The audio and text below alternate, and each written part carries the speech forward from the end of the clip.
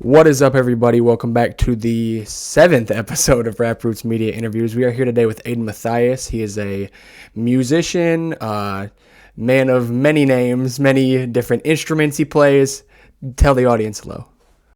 Hey, how's it going? Like you said, my name's Aidan. I am a I don't like to say I'm any one thing, because if I said I was a producer, then producers would get mad, and if I said I was a musician, then musicians would get mad, because I'm not really anything. I just kind of do a bunch of random stuff. So, yeah.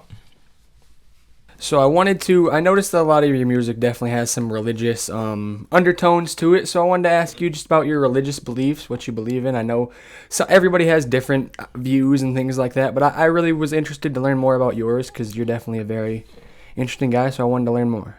Yeah, bro, absolutely. So, yeah, I'm a Christian. I grew up in the church. The church gave me a lot of opportunity when it comes to music. It was my outlet at a young age. At the age of 10, I started playing with the youth ministry band. And we've done stuff like recently we did some choir work, some more produced type stuff, and I also help produce and write Christian music, as well as some of the other things that I do. So, church has always been a big part of my life, and yeah, like I said, it's given me a lot of opportunity and a ton of training. You'd be surprised at how many S-tier engineers and producers are church goers and musicians on the weekends. So, yeah. For example, like the guy whose house I'm in right now, he is a young producer for a bunch of different people, and yeah, I met him through church, and he's kind of coached me a lot of the way through. So I do secular stuff, like I do mainstream type music, but I don't ever compromise what I believe and my values for my craft, because I believe that it was given to me by my values. So, and I believe that God gave me a ton of opportunity in my area. And I don't want to throw it back in his face. So, For sure. I wanted to ask you about your newest song, Simp. Like you said, you don't compromise your values for your releases or for your independent music. So how do you choose when you think a song is right to be released? If it is in that mainstream genre, how do you choose, okay, I think this is the one? Because you have a very small catalog, but right. How do you choose when those songs are the right one? So, with Simp, that was a song that I wrote about a year and a half ago. The reason that it's called Simp is because I was kind of joking around about it. Like, that was kind of the way I exported it to the mix engineer. I just called it Simp because I couldn't figure out anything else. And like the lyrics, so with music, I believe that if you are religious and you do music, there is a stigma that you have to only make Jesus music if you're a Christian. And I don't think that that's true. I don't think that is right either. Because if you're an accountant and you're religious, what about your $1 million clients that might not be religious? It's like it's the same thing. So as long as what I am producing isn't reflecting like things that go against my value, and the things that the morals that I want to uphold, then I'm totally fine with it. And even then, it's like, if I was producing for someone else, or if I was playing session for someone else, or if I was like just helping someone else do something, and it did go against my values, I see it as a way to just to be with the people and to help the people. So it's not like it's not like I am like I have a phobia of explicit in secular music is just the things that my name is attached to that people listen to and are like, hey, Aidan did this. I want it to reflect. It doesn't have to reflect my religion, but it's got to reflect my values. So, Values for sure. Do you refrain from things like cursing or saying anything too cocky or explicit because of those values?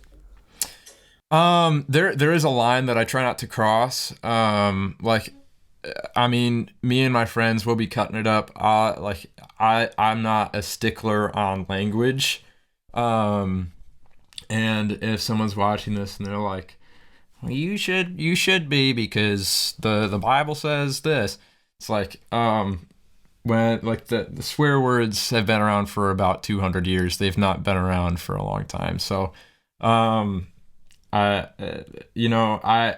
I will refrain from using swear words and swearing in the stuff that I personally release and the stuff that goes out that is like by Aidan Mathiasz, because I don't want to give people reason to question.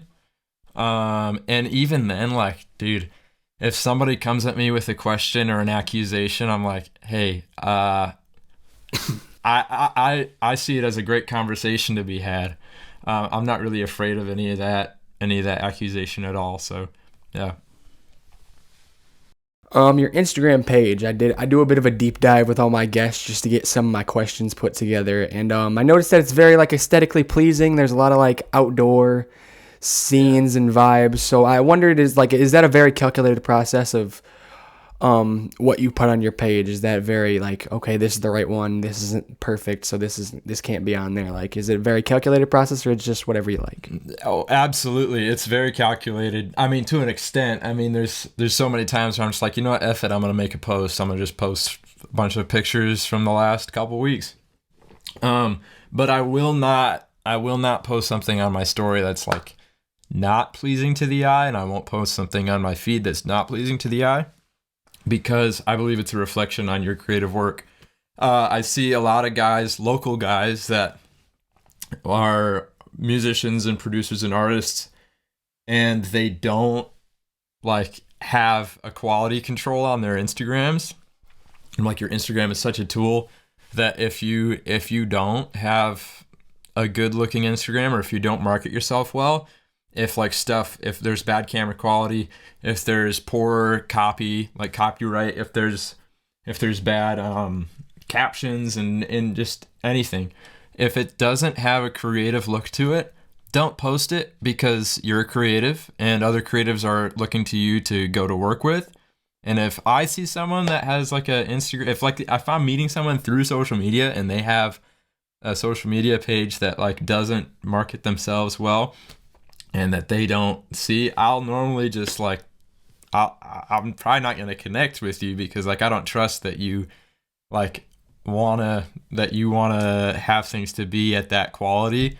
And I know it's a personal thing for a lot of people, but I see it as a business tool, especially in the world of creatives. So I try to make sure that the stuff that I'm posting is something that if I had an artist scrolling through my Instagram looking for a producer, or if I DM somebody, hit somebody up, and they check out my account, I want them to be like, hey, this guy, like, he's got a creative eye, which means it's probably also got a creative ear.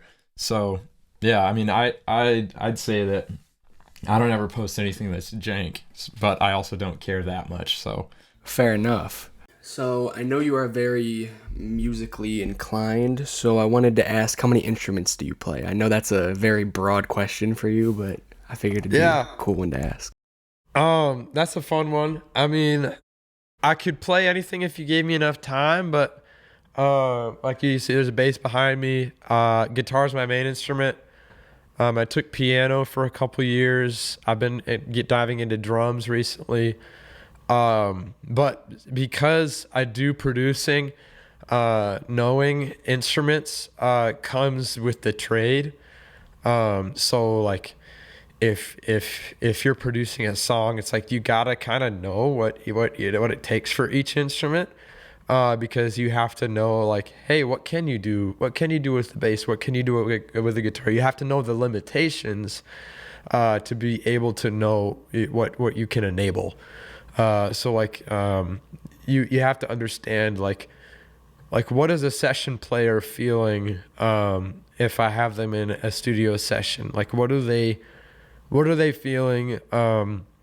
And like what it helps you know where people are at too skill wise, because there's a lot of times like with guitar when I was 12 I could tap, and so like I could play really fast but it was easy, and like I could fool somebody that doesn't know how to play guitar into thinking that I'm some guitar god, you know.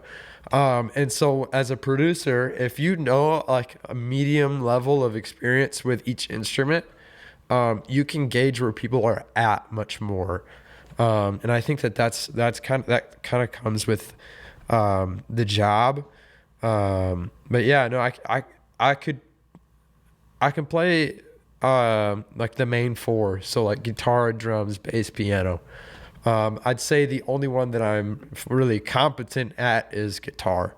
Everything else is just kind of like throw it together as I'm going. So, All right, that makes sense. I think that's definitely a good skill to have, to be able to gauge where people are at in terms of skill Yeah. level, so you sort of know what you're working with whether you're working with someone new or someone you've worked with for a long time. It's a good yeah, skill to and have. like 80% of the time they're better than me at my instrument. So it's like it's less of like knowing where they're at because like you're better than them, but knowing where they're at because like you have an understanding of the instrument. Yeah. So yeah. So do you prefer like a live production? And by that I mean like recording the instrument instead of like, I know a lot of like hip hop producers work off of whatever they're producing on, like their computer. Yeah. They put sounds together on their computer. So would you prefer a Yeah. live feel, or is it just a mixture of both? Or I prefer live because I'm a recording engineer at heart. And I'm a live audio dude now. And I was a musician, for like just a musician for a long time. So I prefer live sounds. I do like produced live sounds. So like taking something live and then just like modifying the crap out of it, making it like sound really funky, sound really cool. I do have I like programmed stuff, and I also like synthesis, like so synthesizers, like that kind of thing. But I think that there's a big skill gap, and that I'm trying to get out of. Like I'm trying to get to the next level. I think that there's a big skill gap between, and I'm probably gonna get a lot of fists shook at me for this, but like I think there's a big skill gap between like just straight up FL studio bedroom producers and recording engineers, because recording engineers they have to know a lot of the physics of audio. They have to know those things because you have to deal with stuff like phase, timing, the humanness of it all. And there's a lot more like that goes into adjusting stuff, rather than an FL studio guy. I mean, like I do this all the time, but like just pulling in a sound off Splice and then dropping it into a MIDI controller and making it happen, you get a nice crisp audio sound every single time. But then it's like it's taking a bit of the art away when you do that, because like you're not creating the sound, which, dude, I mean, I use samples all the time, no hate at all, but like there's a skill gap like between people that don't and people that do. And like I'm trying to learn what it takes to be able to do like making your own samples, but it's hard. It's a hard thing, and it's hard to get good at. So I'm kind of like trying to be in that process of getting good at it. So for sure, I definitely as a fan prefer the live sound more than like a sound that could be automated or something of that Right. nature. Yeah. I noticed you have credit on the song Risen for the City Church Worship, so I just wanted to know what your involvement is with them. Yeah, so I'm pretty heavily involved with City Church. I mean, I've been at City Church since I was a youngin. Since that's my home church. Risen is a song that it was kind of funny. 4 weeks before Easter, the worship pastor was talking to me, and he was like, "Hey, dude, like, wouldn't it be sweet if we had a song for Easter?" And I came up with a one-liner, and that's the "What is a rock to a risen king?" And I thought that line went hard. And so we literally just wrote the song off of that. And in 4 weeks we had it produced, mixed and mastered, and out on platforms. And that was a very ambitious project because it's all live. But yeah, I mean that song doesn't have much traction at all. But I mean, we have I would put it up against anything because of how good it sounds. Like it just sonically it sounds really good. But yeah, I mean that was a fun project. It was really ambitious though. Well, everyone watching this interview, go listen to Risen. Let's Go get check it out. Let's get some traction going for. You know what's funny? The executive producer, a friend of mine, texted our group chat and was like, "Hey, if Clip, they call me Clip as a nickname. If Clip doesn't submit EG's electric guitars by the end of the week, I'm gonna credit him on tuba." And so if you look, I'm credited on that song as a tuba player.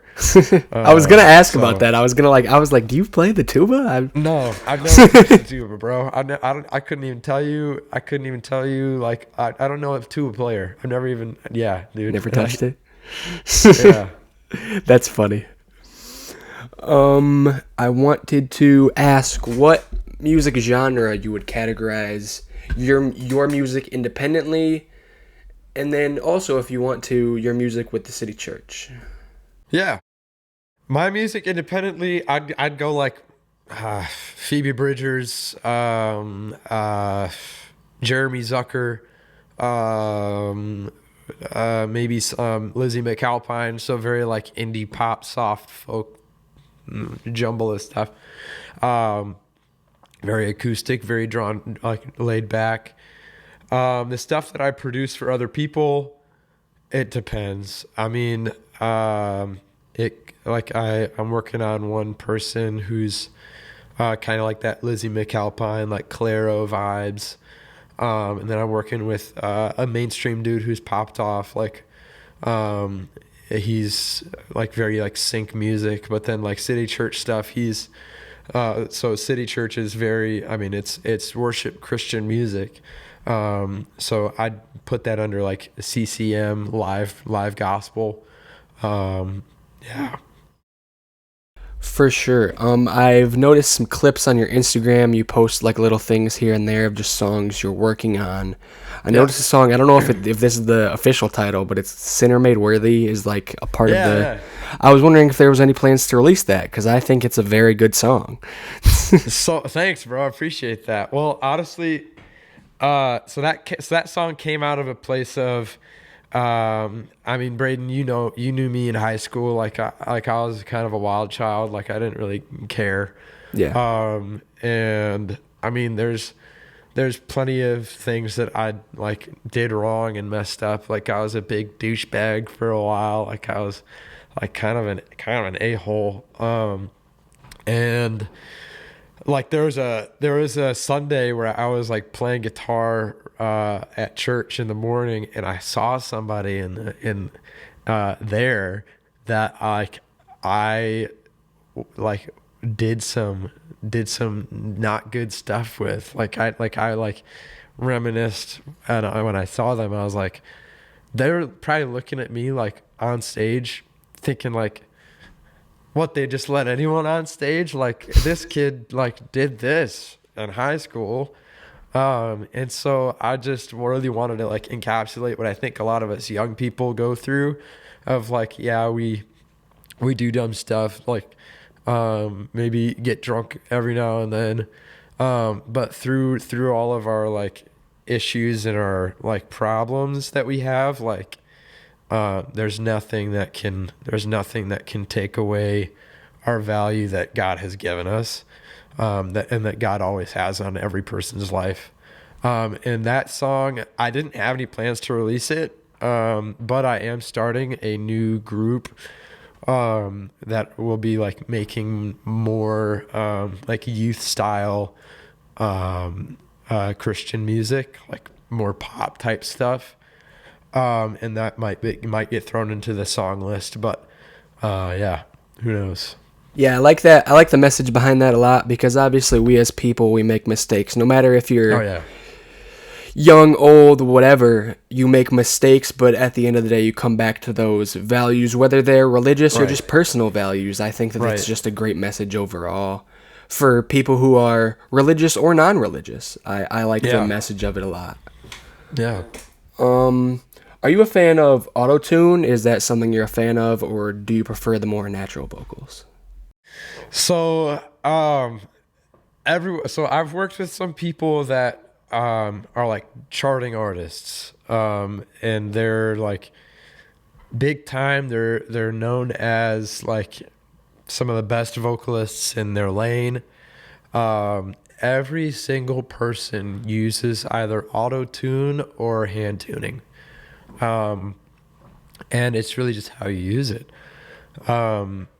I am a fan of auto tune, but I am not a fan of people that become lazy singers because of auto tune. I think that auto tune can't make a bad singer good. That's where hand tuning comes in. If you're not hitting the right notes, auto tune won't correct you to the right notes. It'll just put you at the note that you're singing and hold you there. So I use auto tune. I use it subtly in some instances, and I use it heavy in others. It depends on what vibe you're going for. But hand tuning, vocal editing, that's an art in itself. Like I know guys that's all that they do. Like they're like, I know a dude that's just a vocal editor. I interned at a place that was like they had a multi-million-dollar studio, and there were two guys that would just do vocal editing, and these are singers that are the best singers that I've ever heard in my life, and they're using vocal tuning to just help them hold their notes. So I'm a fan. I'm not a hater when it comes to auto tune. I think that nobody realizes how much it's used because it's so subtly used most of the time. Yeah, for sure. Definitely there's people like T-Pain, for example. That's just a hip hop Right. person I thought that came to mind right away. He's an amazing singer, but uses Oh, great. some of his biggest songs are filled with auto-tune. Yeah, it's like it's a style. Yeah, for sure. Yeah. You discussed these charting artists that you've worked with. Can you name drop any of those artists? Studio stuff. There was a there's one, and they're a group. They're called Elevation Worship. I interned for them for a little bit. I think they're at like 8 million monthly listeners. Nice. They've won a few Grammys, and live stuff like touring stuff. I was graced with an opportunity to work for Lecrae on a tour. I've gotten to do a few different groups and people. I've worked on audio for a couple of other people that have been popping off, but yeah, they make the people that like I could say without having people saying like, oh, you barely did anything for them, you can't name drop them. Like, yeah. Any hip hop artists that you've worked with in close Lecrae proximity? is a hip hop artist. Yeah. But he's mainly in the Christian lane. I mean, he's done Yeah. stuff with Ty Dolla $ign and Big Crit. But secular stuff, I mean, I tend to like I don't get many big gigs with secular people just because it's not like the group that I'm really in. But there's a couple of secular artists that I mean I work with that are small artists. So not many like secular artists. No. Okay. I have gotten down to our last question here. And since I did know you from high school, I know John Mayer is you're a big Yeah. fan of his. So, favorite John Mayer song or album, or just wanted to give you a minute to spiel on how much you love John Mayer.